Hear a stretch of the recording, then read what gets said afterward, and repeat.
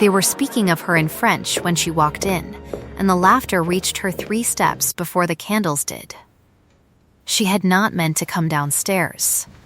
The evening had been arranged without her, as most evenings were, and she had understood from the housekeeper's careful phrasing that the Duke's guests preferred not to have the household's educational staff visible during dinner. Miss Vane had understood this entirely. She was 26 years old, had been understanding such things since she was 9, and had grown rather efficient at it. But the younger children had left a book of botanical plates in the yellow salon, and tomorrow's lesson required it, and the hall at this hour was meant to be empty. And so she had descended with her candle and her quiet shoes to retrieve it. She did not yet know that what she overheard at the base of those stairs would still be ringing in her ears at her wedding. Had she known, she would have descended all the same. She had never in her life let fear of other people's cruelty prevent her from fetching what she had come to fetch. The salon doors stood a foot ajar. The voices inside were bright and careless, the voices of people who had been well fed and were now pleasantly bored and in need of sport. She dresses like a governess from a cautionary pamphlet. This was a woman, her French accentless and Parisian. I could not make out whether her gown was gray or simply exhausted. Both a man's voice, amused. Sverrin collects such creatures. There was a piano teacher before, very earnest, very square, very gone by November. And this one? Mousy, observant, the children are reportedly devoted to her, which tells you everything. Everything? The woman's tone, sharper now, probing, only that she is kind to those who cannot help her. A rather limited virtue in this house. A pause. Ice shifted against crystal. I wonder if she understands any of it, the woman said. She has the look of a woman who studied just enough French to read botany labels. This was the point at which Miss Vane might have retreated. She was aware of the option. She stood in the dark hall, her candle guttering in the draught from the south window, and she considered it as she would have considered any problem put before her on a slate, measuredly, without heat. She was not without heat, she simply did not allow it to show. She pushed the door open and walked in. There were 6 of them arranged around the low table, Lord and Lady Edgecombe, the Honourable Mr. Cavil with his wife, a young woman whose name Vane had not yet learned, and at the far end of the room, standing slightly apart with his back to the fire, the Duke of Sverrin. He had not spoken. He had the look of a man waiting for something to end, his arms folded, his expression arranged into a quality of polished stone, dark, broad-shouldered, with the hands of someone who repaired his own fences, and the silence of someone who had decided long ago that most rooms were not worth filling. He was 34. Vane had read this in the household accounts, which recorded his birthday with the same neutrality they recorded the coal deliveries, and which had told her rather more about him than his introduction had. She retrieved the botanical plates from the side table. She did so without haste, turning 3 pages first to be certain she had the right volume, running one finger along a diagram of a meadow cranesbill, with the particular attention she would have given it at any hour, alone in any room.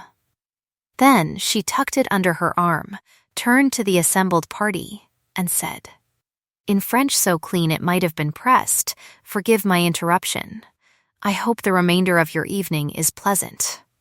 A pause of approximately 4 seconds occupied the room. "You speak French," said Lady Edgecombe at last.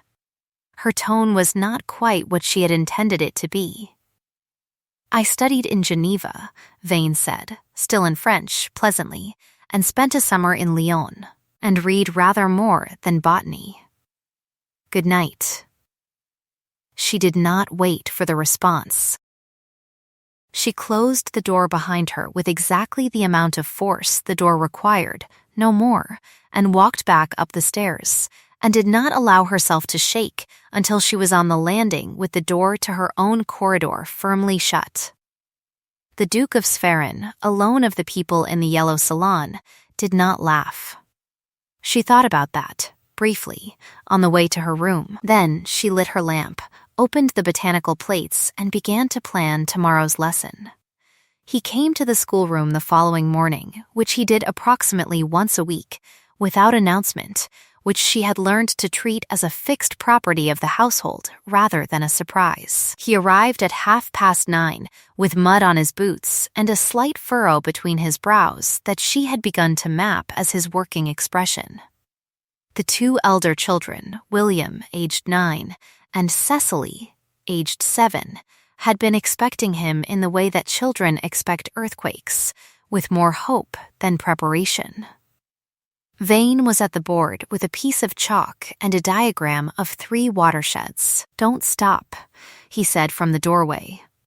"I wasn't planning to," she said, and finished the 3rd watershed.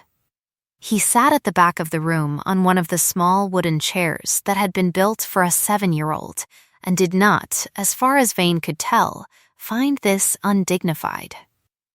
She completed the lesson on watersheds, moved through a set of sums with Cecily while William copied a passage in French, and did not look at the Duke more than was professionally necessary.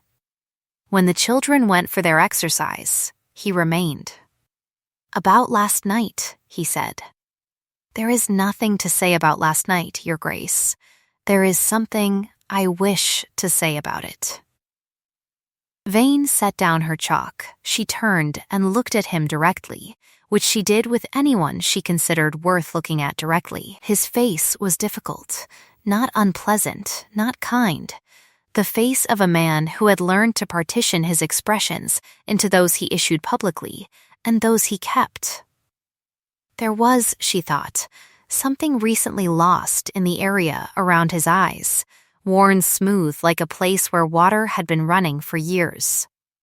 "I should have," he began.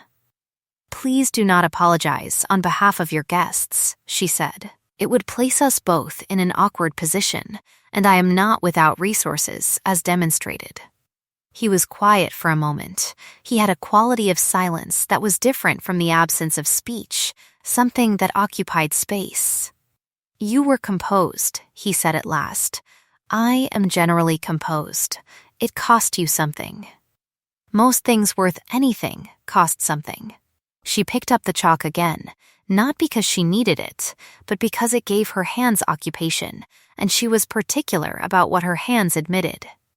"If that is all, Your Grace, I should set the afternoon's work." He stood from the small chair with the difficulty of a very large man rising from a very small chair, and did not comment on it. "How long have you been in Geneva?" he said at the door. 2 years, before here. A previous post before that in the north. "I have been a governess for 7 years in total." She paused. "Shall I have Mrs. Alderton prepare a formal summary?" No, there was something at the corner of his mouth, not a smile, not quite, a thing that had been a smile once and retained the shape. "That won't be necessary."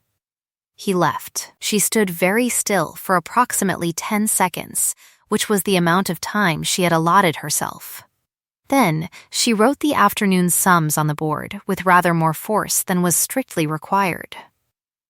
She was not yet aware that there were 23 days until the trustees arrived to review the estate's accounts, or that by that date, everything she knew about her own position in this house would have been reordered entirely.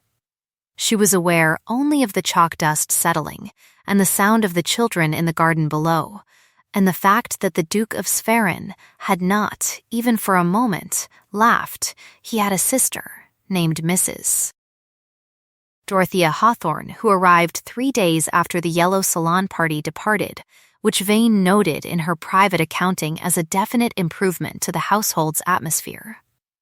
Mrs. Hawthorne was 40, stout, sharp, and had served as companion and effectively as steward to 2 households before her husband's death had restored her to the Duke's care. She wore her gray hair without apology and had a way of speaking to servants that Vane had concluded within the first hour was the truest test of a person's actual character. "Well," said Mrs. Hawthorne, when they were introduced in the passage outside the nursery, "you're not what Sverren described." "What did he describe?" Vane asked, before she had entirely decided to ask it. "Nothing. That's how I knew." Mrs. Hawthorne examined her with the frank attention of someone accustomed to making assessments quickly and correctly. "He said your name and your qualifications," and stopped, "and Sverren has not run out of words about the things in this house that he doesn't mind. Sit with me after supper." Vane sat with her after supper and found that Mrs. Hawthorne drank her tea with 2 sugars, talked in epigrams when sober and in longer clauses when she felt safe, and had a dog named Principal who had been given the name ironically and had grown into it. "You know about the trustees, Mrs.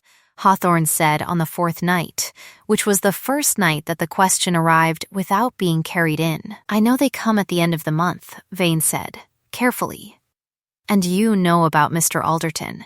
Vane had concluded several things about Mr. Alderton. He was the Duke's estate steward, his cousin by a lesser branch, well dressed in a way that suggested recent expenditure rather than long comfort, and held his teacup with 2 hands in a manner she had observed, twice, to be an accommodation for a slight tremor that came and went. He spoke most gently, she had noticed, when he was most opposed to something, a vocal register she had learned to read as a warning sign. "He manages the accounts," she said. "He does," Mrs. Hawthorne agreed, and looked into her tea. "He has managed them for 4 years, since my brother's wife died, and Sverren spent a year barely present in his own house." She set the cup down. "There is something I cannot yet lay before you. There may be nothing to lay before anyone. But I would ask you, as a woman who appears to pay attention. To pay attention? To what precisely?" "The dispensary, Mrs. Hawthorne said, and then Principal put his head on her knee, and she looked down at him with an expression of absolute unguarded fondness, and changed the subject. Vane lay awake for some time that night, naming what she knew and what she did not know, which was a habit she had learned from her father, a country apothecary who had died when she was 14 and left her 3 things: a rigorous methodology, a library of botanical and medical texts, and a knowledge of plant compounds so thorough she could have taught it at an institution that admitted women. This last had not, heretofore, seemed likely to decide anything important. She thought about the dispensary. She thought about the Duke's tiredness, which was different from the tiredness of estate work, heavier, more chemical, sitting in the orbit of his eyes. She thought about the tremor in Mr. Alderton's hands and the way he had stood near the Duke's evening drink 3 separate times without appearing to touch it. She was not certain yet. She had to be certain. The worst thing she could do, she told herself in the dark, with the owls making their arguments outside her window, was to move too quickly and damage a man who might be merely guilty of bookkeeping errors and shaky nerves. She got up, lit her lamp, and began to read. The dispensary was kept in a wing she had no formal business in, adjacent to the wine cellar and the still room.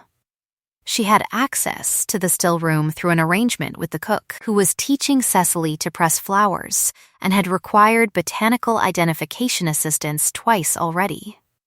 The dispensary itself was unlocked, not carelessly, but in the manner of a room whose contents were considered ordinary. Medical preparations, tinctures, the Duke's tonic, which the household knew he had taken nightly since the year of his wife's death, initially prescribed for sleeplessness and retained from habit. She entered on a Thursday morning while the household was at breakfast, which she had missed by arrangement with a headache that was approximately 40% genuine. The tonic bottle was dark glass, labeled in a hand she recognized from the household accounts as Mr. Alderton's own. She uncorked it and held it to her lamp. She put one careful finger to the lip and touched it to the tip of her tongue, which her father had taught her as a last resort, and which she had taken care to proceed with a study of the antidotes. She was still for 30 seconds. Then she replaced the cork and set the bottle precisely where she had found it, and went out of the dispensary, past the wine cellar, through the still room where dried lavender hung in patient rows, and walked back to the schoolroom at a pace she was careful to keep ordinary. She did not run. She would have liked to run. She counted steps instead, the way her father had taught her to manage the feeling of a discovery that could not be undone, and by the time she reached the schoolroom door, she had counted to 47 and was quite steady. The compound in the tonic was not the prescribed preparation. It was close enough that no one without her particular education would have named it, but it was not the same. Taken nightly over a year or more, it would produce exactly the symptoms she had been watching: the heaviness behind the eyes, the increasing stillness, the quality of a man becoming gradually less present in his own house. It would not kill him quickly. It would simply, gradually, reduce him.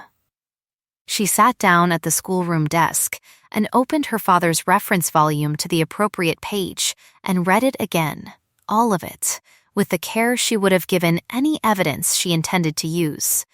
She required certainty. She was certain. There remained the question of what she was, precisely, in a position to do. She was a governess, a 26-year-old woman of no fortune and no connections in a house where the steward was a blood relation and had been in his position 4 years and had the complete confidence of the household. She had no proof except her own knowledge and the contents of a bottle that could be disposed of and replaced in under 10 minutes. She had no standing before the trustees. She had no standing before anyone. She had, however, 19 days until the trustees arrived. And she had Mrs. Hawthorne. She was wrong about one thing, which she discovered that afternoon. She had 17 days, not 19, because Lord Caville, one of the guests from the Yellow Salon, now returned to his own estates, was a trustee, and he had written to move the meeting forward by 2 days on account of a shooting engagement. She found this out because she was in the library returning the botanical plates, and the Duke came in and told the fire, not her, in the particular way of a man who believes himself alone. 2 days, he said, quietly, and sat down in the leather chair beside the grate with the careful movement of a man whose body is disagreeing with him, and put his hand over his eyes. Vane did not move for 2 full seconds. Then she said, from behind the bookcase, "Forgive me." I didn't mean to intrude. He did not startle. He simply lowered his hand, she found, meeting his eyes across the library in the low afternoon light, that he was watching her without any of his usual partitions. "Miss Vane," he said. Not a question. Something in the way he said her name that she recorded and chose not to examine yet. "You are tired," she said, which was not what she had planned to say. "I am always tired." "I know." She came out from behind the bookcase. She stood, held the botanical plates, and considered him the way she would consider a problem she had enough information to solve, but not yet the right angle. "How long have you been taking the evening tonic?" Something shifted in his face, too slight for most people to name. 4 years, he said. "Do you sleep well?" A pause. "I slept better before it, as a matter of fact." "I imagine so," she said. "Your Grace, I need to tell you something, and I need you to hear it before you respond, because I cannot prove it yet, and the stakes of being wrong are not small." She watched him absorb this. "There is something I cannot yet fully lay before you. I will be able to. I want you to know it is coming." He was still. She had never seen a man so thoroughly still. "How long? Before I am ready?" "Perhaps 2 weeks, if I am careful and somewhat fortunate." She set the botanical plates on the table. You should not drink the tonic in the meantime. The quality of his silence changed. She watched him read the implication of this, slowly, the way a man reads a document he does not wish to have understood correctly. "Alderton," he said, very quietly, "I have said nothing.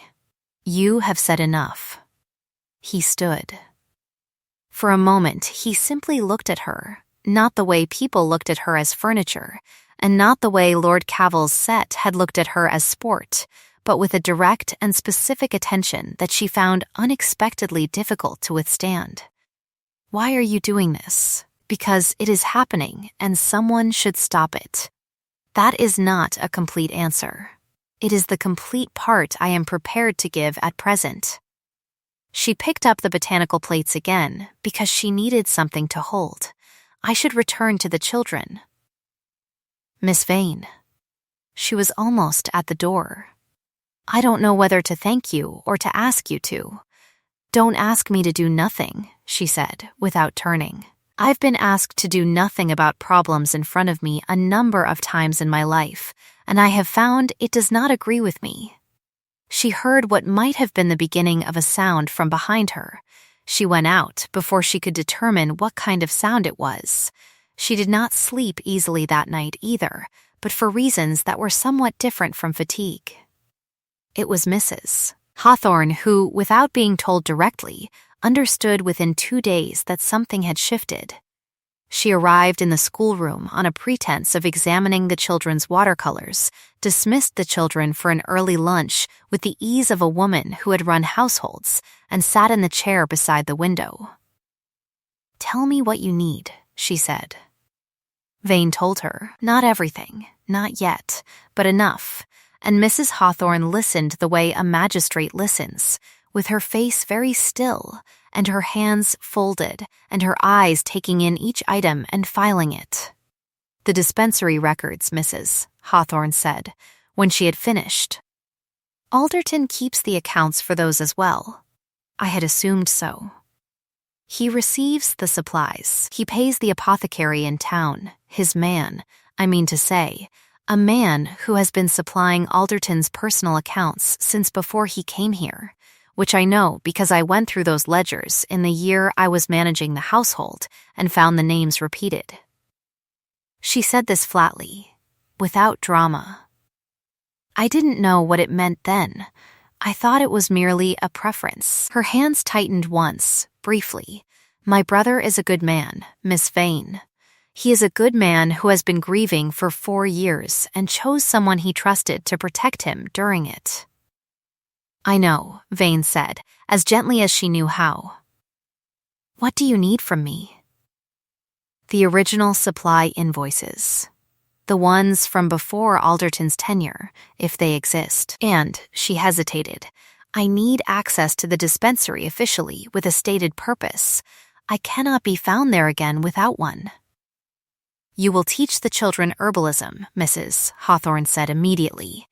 "It is a natural extension of the botanical curriculum. I will tell Alderton myself, which will give him no reason to think it came from anywhere else." She paused. "And the trustees? I need them present," Vane said. "I need witnesses who have standing. Lord Cavill is a trustee and was in the yellow salon." There was something dry in Mrs. Hawthorne's voice, bone dry, as precise as a filed edge.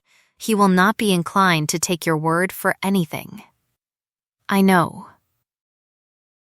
Vane folded her hands in her lap. "I am not planning to ask him to take my word." Mrs. Hawthorne looked at her for a long moment. Then she nodded, once as if a decision had been confirmed.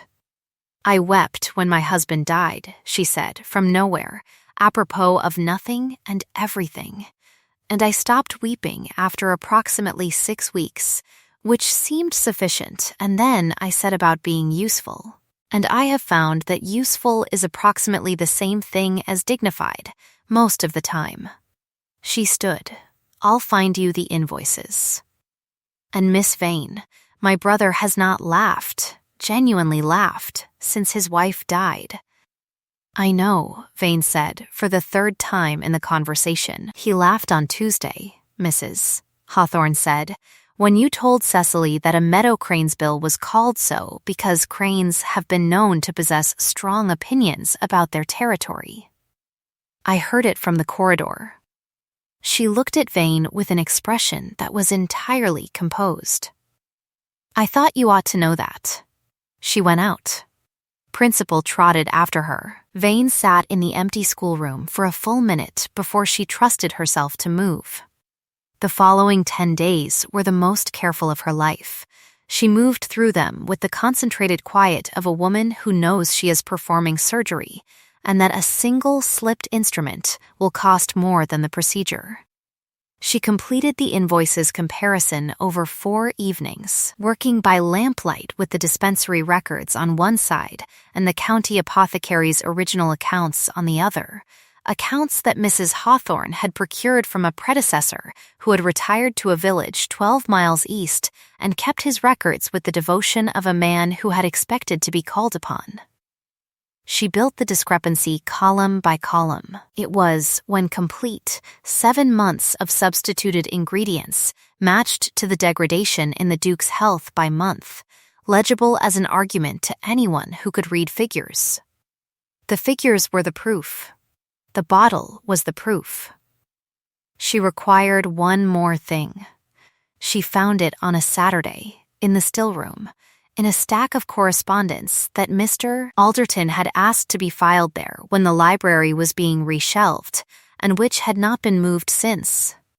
A letter from the supplier, addressed to Alderton personally, referencing a specific compound by name, and a payment schedule, and a note about discretion that was so carefully worded it amounted to a confession for anyone who already knew what they were looking for. She copied it out in her own hand. Twice, she placed the original back exactly where she had found it. 5 days before the trustees were due, she went to the Duke.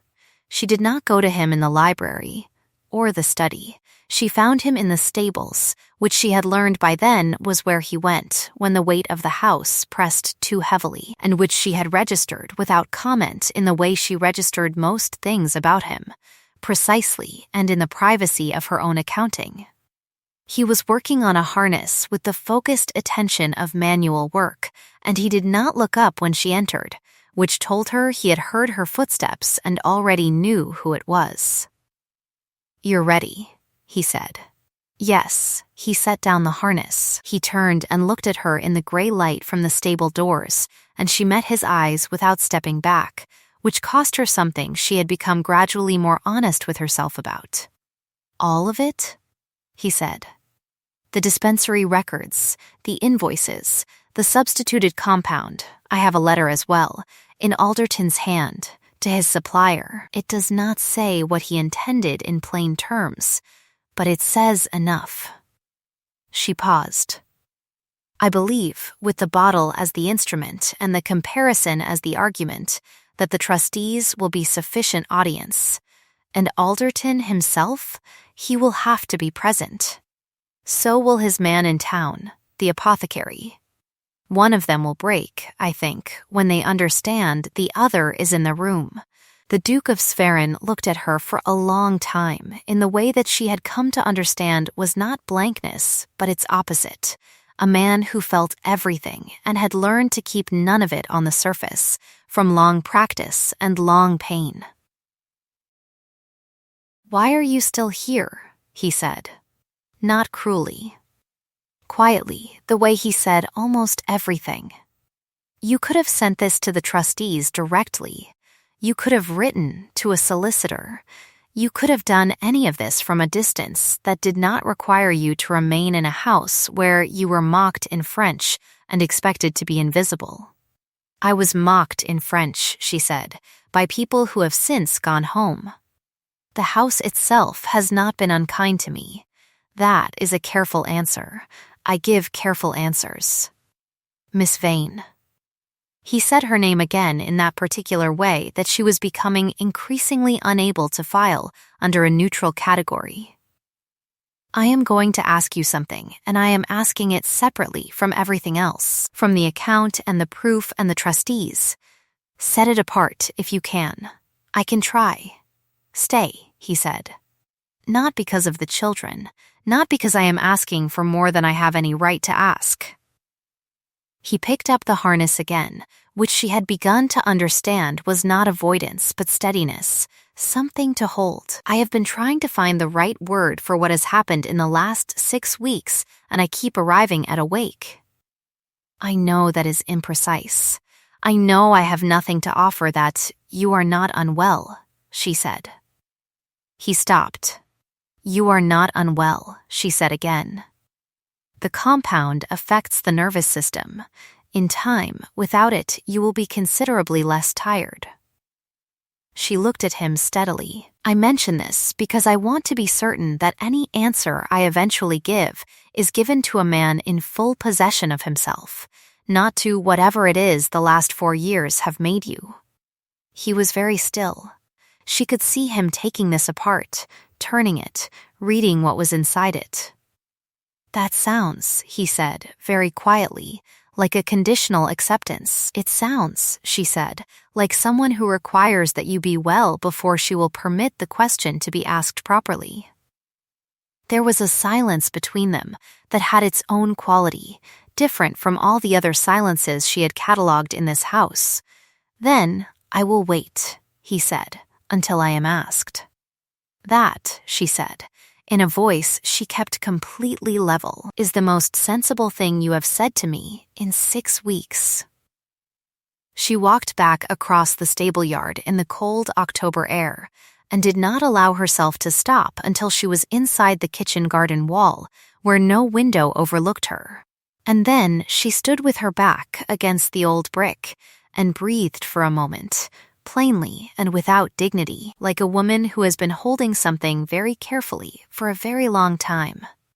Then she went inside to finish preparing for the trustees. Lord Cavil arrived on a Wednesday morning and brought with him 2 other trustees, a Mr. Forsyth, who was dry and precise and carried a briefcase that clicked, and an old gentleman named Sir Edmund Price, who had known the late Duke and regarded the current one with the fondness of a man who expects to be disappointed and is braced. Vane watched them arrive from the schoolroom window and noted that Cavil recognized her, briefly, in the corridor when they passed, recognized her, and recalibrated, which she found informative. Mr. Alderton was present at the table in the great room. He sat across from the trustees with the composed ease of a man who has done this many times and expects to do it many times more. He looked well. His hands were steady. Mrs. Hawthorne sat in the corner with her needlework, which was her announced purpose, and Principal at her feet, which was not. Vane sat beside Mrs. Hawthorne, because Mrs. Hawthorne had arranged it, and because the room's architecture made her position appear natural. She had the comparison documents in a folder and the copied letter in her pocket, and she was entirely composed, which on the inside meant that she was counting the joints in the ceiling beams. The Duke opened the proceedings at 10:30. He had an extraordinary capacity for stillness under scrutiny, she had observed. He looked better than he had 3 weeks ago, which was an objective observation that she was cataloguing on professional grounds. Before we begin the formal review, he said, I believe we have a matter to address. Alderton's hands did not move. His face was very kind. Of course, Sverrin, the estate accounts include the household dispensary, the Duke said. I've asked Miss Vane, who has a significant background in botanical compounds, to speak to an irregularity she has identified. Lord Cavil turned to look at her. The expression was not identical to the one he had worn in the yellow salon, but it was not entirely distinct from it either. She stood. She did not apologize for standing. She placed the comparison documents on the table and explained them in the plainest terms she knew, column by column, because plain terms were what evidence required. She named the compound correctly, using its full classification, and she watched Sir Edmund Price's eyebrows travel upward by precise increments as she spoke. "These are the original supply invoices," she said, "from the county apothecary who held the contract before Mr. Alderton's tenure. These are the dispensary records for the past 14 months. She placed them side by side, the invoice figures against the dispensary quantities, the substituted compound listed under its generic name and its common name both. The discrepancy is consistent and systematic, beginning 7 months into Mr. Alderton's administration of the accounts." "This is an extraordinary accusation," Lord Cavil said. "It is not an accusation," she said. "It is an arithmetic comparison. Sverrin, this woman is your children's governess, who identified, independently and without instruction, a compound that was slowly making me less capable of conducting my own affairs." The Duke's voice had not changed in volume or temperature. He had never needed volume, she thought. "Continue, Miss Vane." She produced the letter. She read it aloud. The full text, the careful phrasing, the payment references, the word discretion used in a context that left no innocent interpretation. She did not look at Alderton while she read it. She watched Mr. Forsyth, who had produced a small notebook and was writing without apparent emotion, and Sir Edmund, who was watching Alderton with the expression of a man watching something he loved break. "Where," said Mr. Forsyth, in a tone of professional curiosity, "did you obtain this letter?" "It was filed with estate correspondence in the still room," she said. "I copied it. The original is in the same location if you wish to confirm the hand." Forsyth confirmed the hand. He compared it to the dispensary records, which were also in Alderton's hand.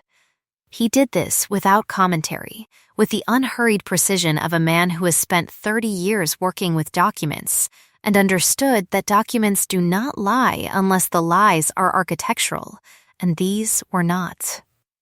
"Mr. Alderton," he said, and closed his notebook. "Is there an account you wish to give?" Alderton was still looking at the Duke. Not at the table, not at Forsyth, at the Duke, with an expression that Vane had been watching since the letter was read aloud, and which she had been prepared for, in the abstract, though not for its particular quality. It was not defiance. It was not calculation. It was something older and more private, the face of a man who has carried something for a long time and has arrived at the moment he always knew was waiting. "He had everything," Alderton said, very quietly.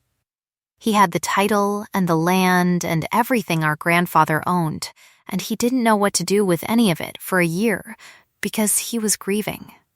A pause, thin and careful. "I managed it. I managed all of it, and when he came back to himself, there was nothing left for me." The room was extremely quiet. "That is true," the Duke said after a moment. "I did rely on you absolutely, and I was not present enough to recognize what I was taking from you." Alderton looked at him. His hands were very still now, too still, the stillness of a man who has been preparing for something else and has received instead something he does not have a category for.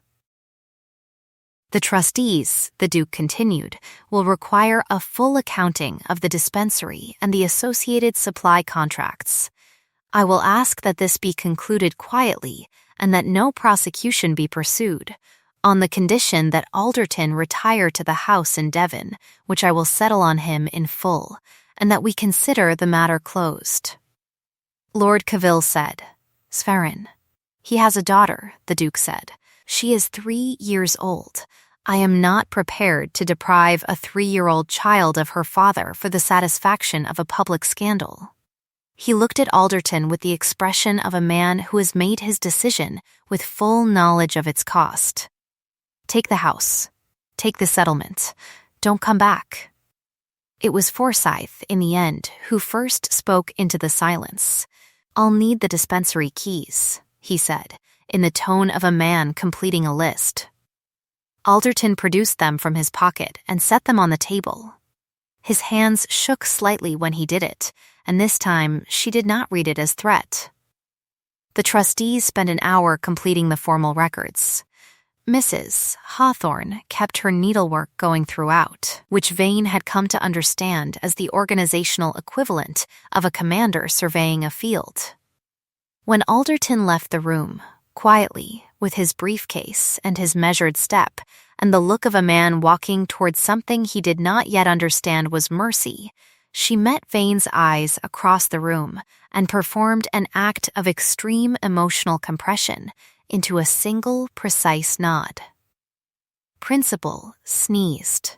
"That animal," Lord Cavil said, gathering his papers with a dignity somewhat compromised by events, "has been eyeing me since I came in."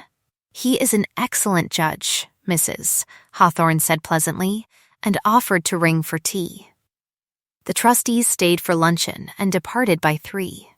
The house settled back into itself in the way of a house after weather, the same rooms, but aired through. Something released.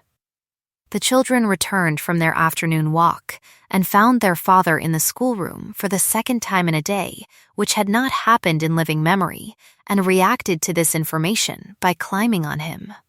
Vane stood in the doorway and watched Cecily explain at length about a frog she had observed in the garden, and William argue that it was not a frog but a toad, and that the distinction mattered, and the Duke of Sferin hold both of them without the effortfulness she had learned to recognize in him over 6 weeks.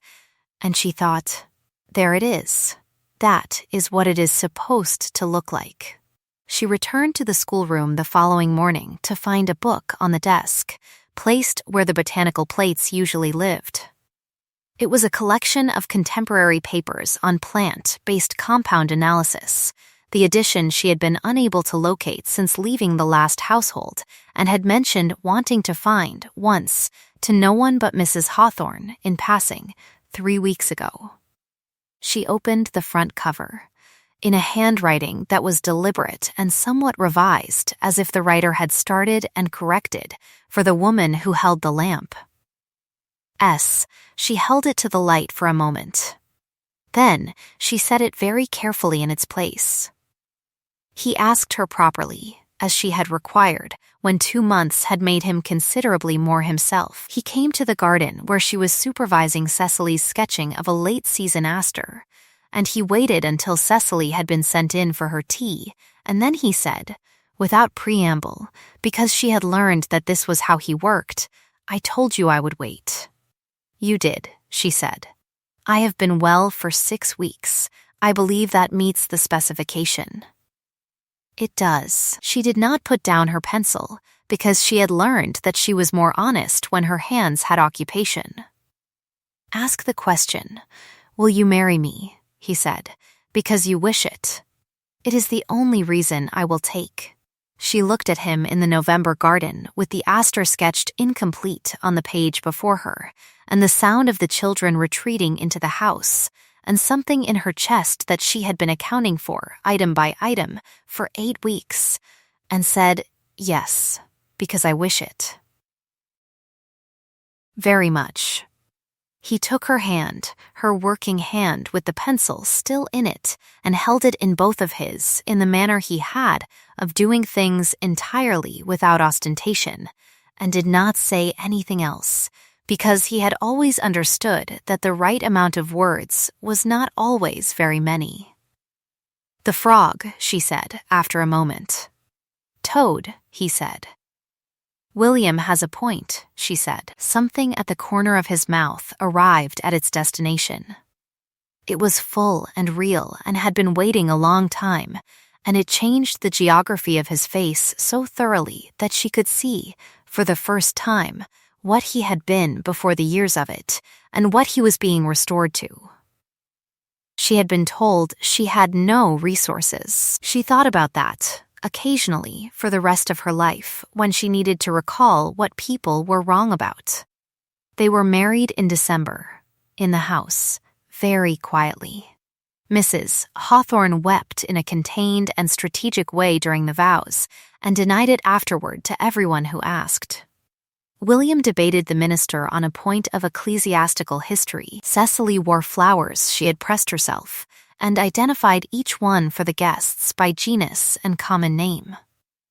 Sir Edmund Price attended and held his handkerchief with a good deal of application and very little embarrassment. Lord Cavell did not attend and sent a civil letter, which was considerably more than required and somewhat more than expected. Mr. Alderton took the house in Devon and his daughter and his second chance, and did not come back. The apothecary retired early on consideration of the alternative. Mrs. Hawthorne remained in the house as its established co-commander, a role she had performed informally for 2 years and formally thereafter, with Principal retaining his position and gaining, eventually, a small proche named Policy, whose name was not ironic at all, and who enforced it. The year turned, the gardens came back in spring, and the children grew, and the schoolroom filled with new volumes, and a running argument about frogs and toads that was not resolved for 3 years, and then only because Vane produced a monograph. The following November, on an afternoon that had turned cold early, a visitor arrived at the house, a woman new to the county making calls, brought by her hostess for an introduction. They were admitted to the drawing room where Vane sat at the window with the botanical analysis volume open in her lap, its spine repaired now, the front cover worn with use. The visitor looked at the room and at the woman in the window and said, in French, to her hostess, in the bright, careless tone of a person who has made a calculation about who might understand, "What a charming house. Who does it belong to?" Vane looked up from her volume. "It belongs to my husband," she said, in French so clean it might have been pressed, "and to me. Welcome." She set the book aside and rose. "I do hope you will stay for tea." The visitor's hostess coughed into her handkerchief. From the doorway, where the Duke of Sferrin had arrived without anyone's noticing, because he had always moved quietly and had learned to move even more quietly in a house that ran well without announcement, came a sound that had once been described as a tracked milestone and which no longer required tracking, because it came freely and often and had stopped being remarkable to anyone except the people who had known what its absence had cost. Vane did not look at him. She was already gesturing toward the chairs, already calling for tea, already performing the small, efficient, welcoming choreography of a woman entirely at home in her own house. But she had heard it, and he knew she had heard it, and between them this was sufficient. Hold a chair by a good fire long enough, and the cold becomes a story you can almost believe you chose. That is what I love about this one, not the cleverness, though she was very clever, and not the reckoning, though it was complete, but the fact that she went back down for the botanical plates. She could not have known what it would cost her. She went down anyway. If you have ever been that person, the one who went down anyway, who held their lamp steady in a house that expected them to be invisible, then I think you will understand why it is the particular kind of difficult to tell this story without considerable feeling, and why I am grateful to have done it in your company. Come back and keep a chair here with us. There are more of them. These stories where the overlooked person turns out to have been holding the thing everyone else needed, and I find I am not done with them. Leave me a word below, the moment you knew, or the line that stayed with you, or what you would have done with that bottle in the dispensary. If you choose to stay by the fire, there is a button for that, and a candle kept. Sleep well, and be kind to the ones who keep your lamp lit.